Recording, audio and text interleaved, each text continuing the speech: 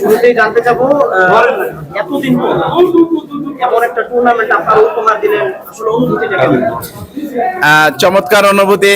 কারণ আপনারা দেখেছেন গত 17 বছর ফ্যাসিস্ট সরকার ছিল, তাদের সময় এই ধরনের কোনো খেলা অনুষ্ঠিত হয়নি, দেশের কোথাও এই ধরনের খেলা অনুষ্ঠিত হয়নি।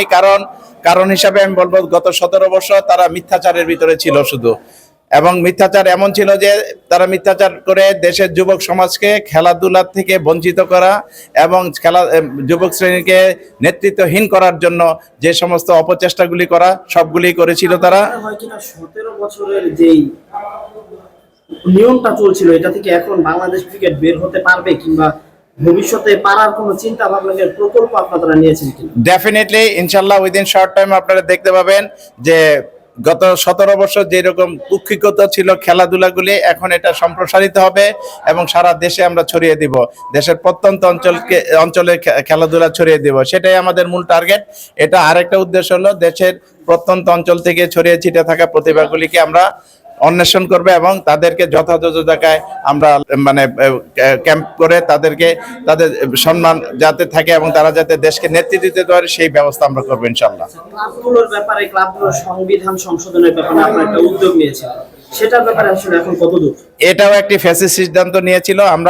আমরা স্মারকলিপি দিয়েছি এবং আলটিমেটাম দিয়েছিলাম যে 3 দিনের ভিতর যদি তারা সঠিক কোনো সিদ্ধান্ত না নেয়, অর্থাৎ যে কমিটি এগুলি করেছে তাদের পদত্যাগ, যে গঠনতন্ত্র যেটা সংশোধনী যেটা আনা হয়েছে প্রস্তাব আকারে সেটা বাতিল, এবং ঢাকার ক্রিকেট ক্লাবগুলি থেকে 16 জন ডিরেক্টর বোর্ডে আসার ব্যাপারে আমরা 3টি দাবি দিয়েছিলাম এবং সেই 3টি দাবিতে এখনো আমরা অটল আছি। ইনশাল্লাহ আগামী 4-5 দিনের ভিতরে এগুলির ব্যাপারে আপনারা সিদ্ধান্তগুলি যদি না মানা হয় তাহলে ঢাকা লেভেলের যারা ক্রিকেটার আছে তাদের হয়তো রুজি রোজগারের অনেকটা আসলে অসুবিধা হবে, সেই ব্যাপারটা আপনারা কি পরবর্তীতে দেখবেন কি? ডেফিনেটলি আমরা দেখব। কারণ হলো আপনি দেখেন এই সিদ্ধান্তের ফলে যারা দায়ী তাদেরকে আগে দায়ী করব আমরা। তারা যে জিনিসটা করেছে সেটা দেশের ক্রিকেটারদের ক্ষতি করার জন্য করেছে, ক্রিকেটকে আমি ডেফিনেটলি শিওর যে যারা অ্যামেন্ডমেন্ট কমিটিতে আছে তারাই দায়ী হবে আপাত দৃষ্টিতে। এর ভিতরে কোনো দুরভিসন্ধি আছে নাকি সেটা আমরা পরে খতিয়ে দেখব। আপাতত আমরা এই কমিটিকে দায়ী করছি এবং তাদেরকে এই দায়ভার নিয়ে পদত্যাগ করতে হবে। আপনাদের যে সামনে আরো বাংলাদেশ ক্রিকেট নিয়ে কোনো পরিকল্পনা যদি বলতেন? হ্যাঁ, অবশ্যই আছে। কারণ হলো আপনারা দেখেন এই ক্রিকেটটা এমনি উঠে আসেনি, অনেক আগে থেকেই সবাই চেষ্টা করেছে এই ক্রিকেটকে তুলে ধরার জন্য, কিন্তু গত 17 বছর কিন্তু আমরা দেখেছি যে ক্রিকেট নয় শুধু সমস্ত খেলাধুলা একটি শ্রেণীর কাছে জিম্মি ছিল, সে থেকে আমরা মুক্তি চাই এবং এই হিসাবে আমরা দেশের প্রত্যন্ত অঞ্চলে এই ধরনের টুর্নামেন্টের আয়োজন করবো ইনশাল্লাহ।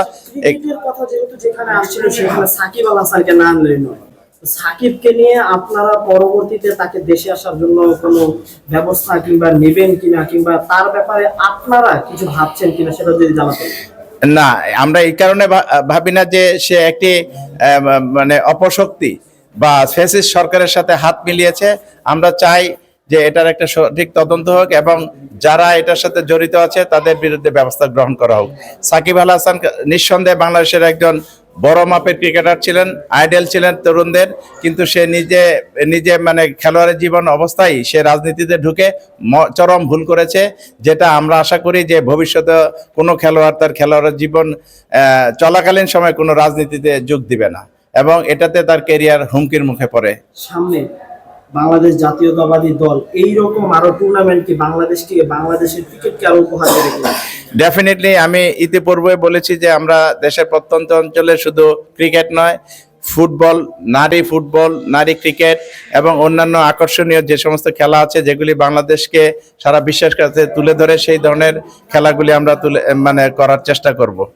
এটা থেকে দেশের যুবক সমাজ হয়তো আবার তাদের বলিষ্ঠ নেতৃত্বে দেশকে গড়ে তোলার চেষ্টা করবে।